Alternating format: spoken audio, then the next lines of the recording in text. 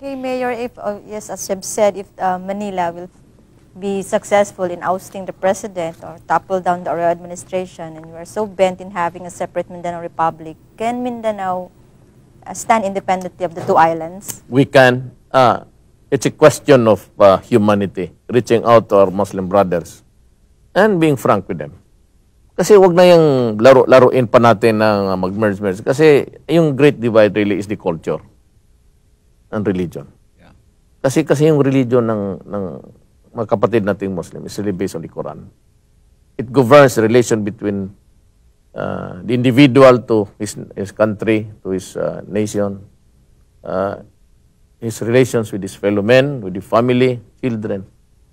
It says everything about your existence in this planet. Tayo naman iba yung ano. Kaya natin mga Kristiyanos. We go to schools in Manila. Magkaswerte tayo, umabot tayo doon eh. Then after that, our parents dream of sending us to the United States, to Europe. Tayo naman pagkatapos natin ng class, if you can afford it, gusto ko makita yung Amerika. Yun talaga ang dream natin.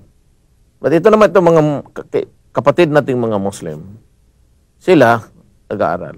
And we have been really not so kind to them because we've never provided for their education dito sa governance natin. And Davao, okay lang because we understand.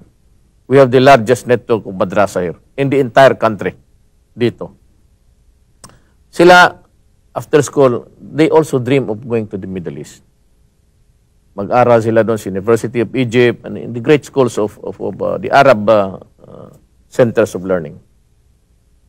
Tayo naman gustong pumunta ng magbakasyon, puntang Israel, gano'n.